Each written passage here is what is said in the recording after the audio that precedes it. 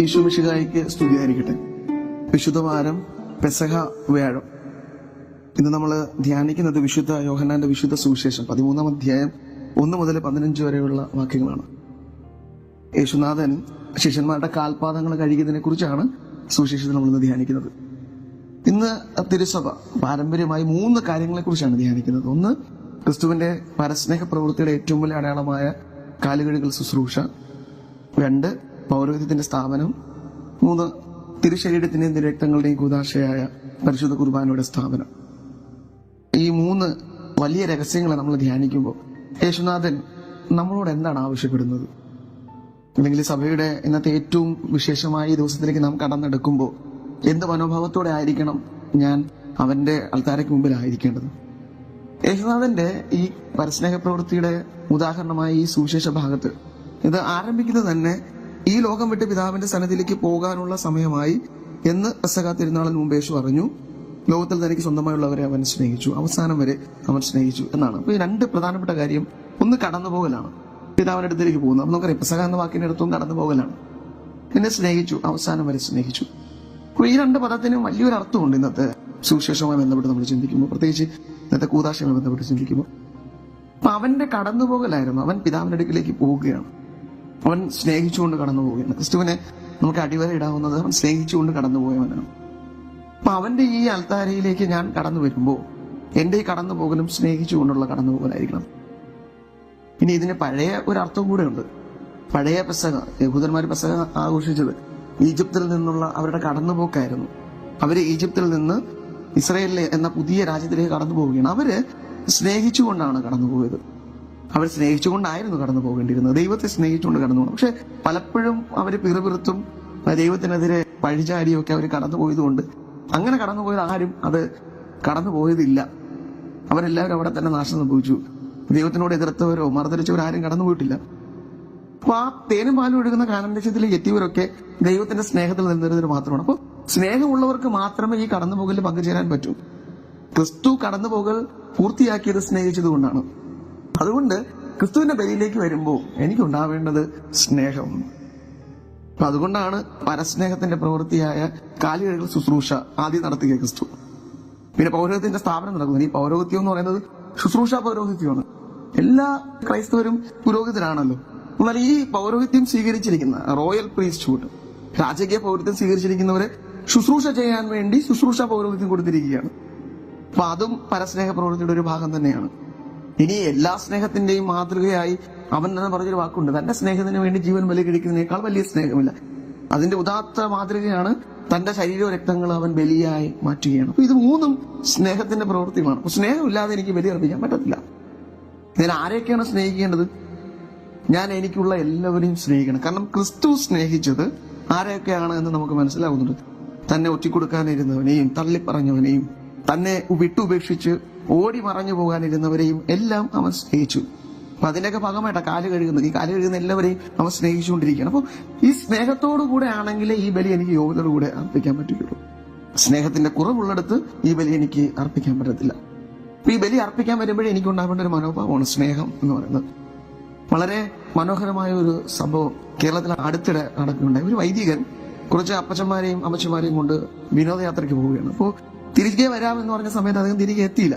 അപ്പോഴാണ് അതിലുണ്ടായിരുന്ന ഒരു അമ്മയുടെ മകൻ ഇവരെ കാത്തു നിൽക്കുകയും ലേറ്റായി വന്നപ്പോൾ ഈ വികാരിയച്ഛനുമായിട്ട് വാക്ക് തർക്കത്തിലാവുകയും പെട്ടെന്ന് അദ്ദേഹം വികാരിയച്ഛനെ പിടിച്ച് തള്ളി അദ്ദേഹം മറിഞ്ഞു വീണ് കുറച്ച് മുറിവുകളൊക്കെ ആയി. പിന്നെ അവർ പോയി. പിന്നെ കമ്മിറ്റിയൊക്കെ കൂടി തീരുമാനമെടുത്തു, ഈ മനുഷ്യൻ പരസ്യമായി മാപ്പ് പറയാതെ പള്ളിയിൽ ഇനി ഇവരെ ഒരു കുടുംബത്തെ കേട്ടില്ല. അങ്ങനെ ഞായറാഴ്ച മാപ്പ് പറയാനായി തിരഞ്ഞെടുത്തു. ഞായറാഴ്ച ദിവ്യബലി അർപ്പിക്കുന്നതിന് തൊട്ട് മുമ്പ് കപ്പ്യാർ ഇദ്ദേഹത്തിന്റെ പേര് വിളിച്ചു പറഞ്ഞു. ഇദ്ദേഹം ഇങ്ങനെ കുനിഞ്ഞ ശിരസ്സുമായി അവിടേക്ക് നടന്നു വരികയാണ്. അപ്പൊ ആൾക്കാരേക്ക് കയറി മൈക്കിലൂടെ മാപ്പ് പറയാൻ പോയപ്പോൾ ഈ പുരോഹിതൻ അദ്ദേഹത്തെ തടഞ്ഞു. എന്നിട്ട് പറഞ്ഞു, നീ അദ്ദേഹം അവിടെ ഇരിക്കാൻ പറഞ്ഞു. എന്നിട്ട് കുർബാനയ്ക്ക് വെച്ചിരുന്ന വെള്ളവും ആ ടവലും എടുത്ത് ഇദ്ദേഹത്തിന്റെ കാല് കഴുകി തുടച്ച് അദ്ദേഹം ചുംബിച്ചു. എന്നിട്ട് അദ്ദേഹം പറഞ്ഞു, എനിക്ക് നിങ്ങളോട് ഒരു വെറുപ്പുമില്ല, ചേട്ടൻ സമാധാനമായിട്ട് പോവുക, നമുക്ക് സ്നേഹത്തിന്റെ ബലി ഒന്ന് ചേർന്ന് അർപ്പിക്കാം. ഇടവകജനം മുഴുവൻ അക്ഷരാർത്ഥത്തിൽ നിന്ന് കരയുകയാണ്. ഇത് നമുക്കിപ്പോ കേൾക്കുമ്പോൾ തന്നെ ഒരു സങ്കടം നമ്മുടെ ഉള്ളിൽ ഉണ്ടാവുന്നുണ്ട്, സന്തോഷവും സങ്കടവും ഒരുമിച്ച് വരുന്നുണ്ട്. ഇത് തന്നെയാണ് ക്രിസ്തുവിന്റെ ആദ്യത്തെ ബലിയിൽ നടന്നത്. ഈ ചേട്ടൻ കയറി വന്നത് ശിക്ഷ സ്വീകരിക്കാനാണ്. അപ്പം ഇവിടെ വൈദികൻ അറിയാം ഇദ്ദേഹം ശിക്ഷ സ്വീകരിക്കാൻ വരികയാണെന്ന്, ഇദ്ദേഹത്തിനും അറിയാം. പക്ഷേ ആദ്യത്തെ ബലിയിൽ നടന്നത് അവിടെ ഉണ്ടായിരുന്ന ശിഷ്യന്മാർക്ക് അറിവില്ല ക്രിസ്തുവിന് ഇതൊക്കെ അറിയാമെന്ന്. ക്രിസ്തു നേരത്തെ പ്രവചിച്ചിട്ടുണ്ട്. അവൻ പൂർണ്ണ അറിവോടുകൂടെ ശിക്ഷിക്കേണ്ടവരുടെ കാര്യങ്ങൾ കഴിയുകയാണ്. ശിക്ഷിക്കപ്പെടേണ്ടവരെ എല്ലാം അവൻ സ്നേഹിക്കുകയാണ്. അപ്പോ അത്രമാത്രം അവൻ സ്നേഹിച്ചു. അതുകൊണ്ട് ആരെയും ഇനി എനിക്ക് മാറ്റി നിർത്താൻ പറ്റില്ല. അവൻ എന്നെ വെറുക്കുന്നവനാണ്, അവൻ എന്നെ ഉപദ്രവിക്കുന്നവനാണ്, അവൻ എനിക്കെതിരെ ഇല്ലായ്മ പറഞ്ഞവനാണ്, എന്നെ ചതിക്കാനിരിക്കുന്ന ഒരു ഉപാധികളുമില്ല. ഞാൻ അവരെല്ലാം സ്നേഹിച്ചേ തീരാവൂ എന്ന് ക്രിസ്തു അടിവരയിട്ട് പറയുകയാണ്. എങ്കിലേ എന്റെ പുറപ്പാട് പൂർണ്ണമാവുകയുള്ളൂ. ഞാൻ നേരത്തെ പറഞ്ഞു, ക്രിസ്തു പിതാവിന്റെ അടുക്കിലേക്ക് പോകുന്നതിന് മുൻപ് ബലിയർപ്പിക്കണം. സ്നേഹം അവൻ സ്നേഹിച്ചു. ഈ സ്നേഹം എന്നിൽ പൂർത്തീകരിക്കണമെങ്കിൽ ഈ പുറപ്പാട് പൂർത്തീകരിക്കണം. ഈ പുറപ്പാട് പൂർത്തീകരിക്കാൻ സ്നേഹത്തോടെ മാത്രമേ എനിക്ക് സഞ്ചരിക്കാൻ പറ്റുകയുള്ളൂ. ഞാൻ നടക്കേണ്ടത് സ്നേഹിച്ചുകൊണ്ടാണ്. എന്റെ ജീവിതമാണ് ഈ പുറപ്പാട്. ഞാൻ ഈ ജീവിതം സ്നേഹിച്ചുകൊണ്ട് പൂർത്തിയാക്കിയാൽ മാത്രമേ ഞാൻ മറുകരയെത്തുകയുള്ളൂ. ഇല്ലെങ്കിൽ ക്രിസ്തുവിന്റെ ബലി എനിക്ക് തിന്മയെ ഭവിക്കും. യൂദാസിന്റെ കാര്യത്തിൽ സംഭവിച്ചതാണ്. അവന് സ്നേഹമല്ല ഉണ്ടായിരുന്നത്, അവൻ വഞ്ചനയാണ് അവന്റെ മനസ്സിലുണ്ടായിരുന്നത്. അതുകൊണ്ടാണ് അവനെ ചുംബനം കൊണ്ട് ഒറ്റിക്കൊടുക്കുകയാണ് യൂദാസ്. ഈ ചുംബനം എന്ന് പറയുന്ന സ്നേഹത്തിന്റെ പ്രവൃത്തിയാണ്. പക്ഷെ അത് അവൻ ഇവിടെ ഉപയോഗിച്ചിരിക്കുന്നത് ഒറ്റിക്കൊടുക്കാനാണ്. അപ്പൊ ഞാനും ക്രിസ്തുവിന്റെ ബലി സ്നേഹത്തോടെ അല്ല എങ്കിൽ അത് എന്റെ വഞ്ചനയുടെ ഭാഗമായി മാറും. അതുകൊണ്ടാണ് യൂദാസ് അവിടെ ബലി അർപ്പിക്കുന്ന വേദിയിൽ നിന്ന് ഇറങ്ങിപ്പോയപ്പോ സുവിശേഷം രേഖപ്പെടുത്തിയിരിക്കുന്നത് ഇരുട്ടിലേക്ക് നടന്നുപോയി. ക്രിസ്തു നേരത്തെ പറഞ്ഞിട്ടുണ്ട്, ഞാൻ പ്രകാശമാണ്. ക്രിസ്തു എന്ന പ്രകാശത്തെ എനിക്ക് നഷ്ടപ്പെടുന്നു. അവന്റെ തിരുശരീരങ്ങളിലെ പ്രകാശം എനിക്ക് നഷ്ടപ്പെടാൻ പോകുന്നത് ഞാൻ വഞ്ചന നിറഞ്ഞ മനസ്സോടുകൂടി ബലി അർപ്പിക്കാൻ പോകുകയാണ്. ഇരുട്ടിലേക്ക് ഞാൻ നടന്നെടുക്കും. അപ്പോൾ ഞാൻ ചെറുതായി മാറണം. ക്രിസ്തുവിന്റെ ഈ കാലുകഴുകൽ ശുശ്രൂഷയെ കുറിച്ച് വേദപണ്ഡിതന്മാർ പറയുന്നത് അത് അവന്റെ മരണത്തിന്റെ ഒരു മാതൃക കൂടെയായിരുന്നു. ക്രിസ്തു മരിക്കുന്നതിന്റെ അടയാളമായിരുന്നു. കാരണം ആദ്യമായി പാപം കടന്നു വന്നത് അഹങ്കാരത്തിൽ നിന്നാണല്ലോ. ആദം ചെയ്ത അഹങ്കാരം, ദൈവത്തെ പോലെ ആകണം എന്നുള്ള അഹങ്കാരം. ആ അഹങ്കാരത്തിൽ നിന്ന് ഉടലെടുത്ത പാപത്തെ ഇല്ലാതാക്കാൻ ദൈവമായിരുന്നവൻ ദൈവമായിട്ടുള്ള സമാനത നിലനിർത്തേണ്ട കാര്യമായി പരിഗണിക്കാതെ തന്നെ താഴ്ത്തി, കുരിശുമരണത്തോളം താഴ്ത്തി. അപ്പൊ ക്രിസ്തു തന്നെ താഴ്ത്തുന്നതിന്റെ അടയാളമാണ് ഈ കാല് കഴുകുന്നത്. ദാസനായി തീരുകയാണ്.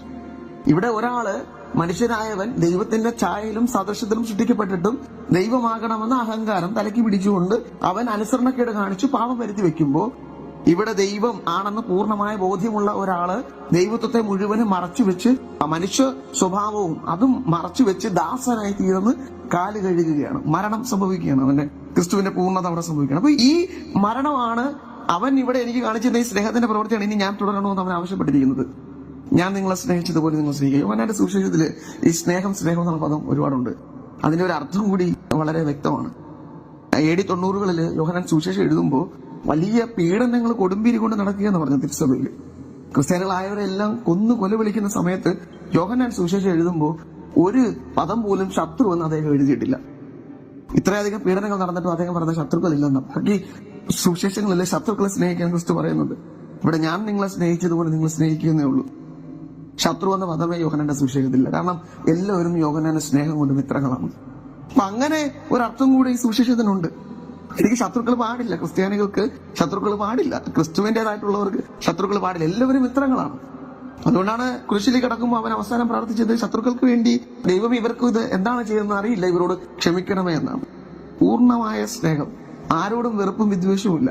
ഇത് തന്നെയാണ് കുരിശില് ബലിയിൽ സംഭവിച്ചത്, തന്നെയാണ് ഈ പെസഹായ്ക്ക് സംഭവിക്കുന്നത്. ക്രിസ്തുവിന് അവിടെ ഇരിക്കുന്ന ആരോടും പിണക്കുമില്ല. പക്ഷെ ഉള്ളു നീറുന്നുണ്ട്, ഹൃദയവേദനയുണ്ട്. തൊട്ടടുത്തിരിക്കുന്നവരൊക്കെ ചതിക്കുമെന്നും വഞ്ചിക്കുമെന്നൊക്കെ അറിയുന്ന ബോധത്തില് അവൻ കണ്ണ് നിറയുന്നുണ്ട്. ആ കണ്ണുനീരോടുകൂടി തന്നെയാണ് അവതരിപ്പിക്കുന്നത്. ഞാനും എന്റെ ഉള്ളില് സ്നേഹമില്ലാതെ വഞ്ചനയോ വിദ്വേഷമോ അഹംഭാവവും കൊണ്ട് ദിവബലി അർപ്പിക്കാൻ വരുമ്പോഴും ക്രിസ്തുവിന്റെ നെഞ്ചും ഉള്ളവും കരയുന്നുണ്ട്. അവനും എനിക്ക് വേണ്ടി കണ്ണീർ വാർക്കുന്നുണ്ട്. കാരണം എന്നെ സ്വീകരിച്ചിട്ട് ഇവൻ ഇനി വഞ്ചനയ്ക്കും സ്നേഹമില്ലായ്മയ്ക്കുമാണ് പോകുന്നത് എന്നുള്ള ബോധ്യം ഇപ്പോഴും ജീവിക്കുന്നവനെ ക്രിസ്തുവിന് സംഭവിക്കുന്നുണ്ട്. അപ്പോൾ അത് ബലിയിൽ സംഭവിക്കാൻ പാടില്ല. ഈ പുറപ്പാട് ഞാൻ പൂർത്തീകരിക്കേണ്ടത് സ്നേഹത്തോടുകൂടിയാണ്, പരസ്നേഹത്തോടുകൂടെ. അവരെ സഹായിച്ചുകൊണ്ട് എന്റെ ദൈവത്തെ പൂർണ്ണമായി സ്നേഹിച്ചുകൊണ്ട് ഞാൻ ഈ പുറപ്പാട് പൂർത്തിയാക്കിയാൽ മാത്രമേ ക്രിസ്തുവിന്റെ ഈ സ്നേഹത്തിന്റെ പുറപ്പാടിൽ എനിക്ക് പങ്കുചേരാൻ കഴിയുള്ളൂ. അപ്പൊ ഈ പെസഹ ഞാൻ ധ്യാനിക്കുമ്പോൾ ഈ പെസഹായുടെ തിരുശരീര രക്തങ്ങൾ സ്വീകരിക്കാൻ ഞാൻ എന്നെ തന്നെ ഒരുക്കുമോ? സ്നേഹം കൊണ്ട് ക്രിസ്തുവിനെ എനിക്ക് വീടൊരുക്കാൻ. ക്രിസ്തുവിന്റെ ഹൃദയം, മുറിക്കപ്പെട്ട ഹൃദയം, സ്നേഹത്തിന്റെ അടയാളമായി മുറിക്കപ്പെട്ടതാണ്. എന്റെ ഹൃദയവും സ്നേഹം കൊണ്ട് മുറിക്കപ്പെടണം. അങ്ങനെ എന്റെ ഹൃദയം അവനോട് ചേരുമ്പോഴാണ് ക്രിസ്തുവിനെ എനിക്ക് സ്വീകരിക്കാൻ പറ്റുക. ആ ഒരു കൃപയ്ക്കും ബലത്തിനും വേണ്ടി നമുക്ക് പ്രാർത്ഥിക്കാം. യേശുനാഥൻ അതിന് നമ്മെ സഹായിക്കട്ടെ.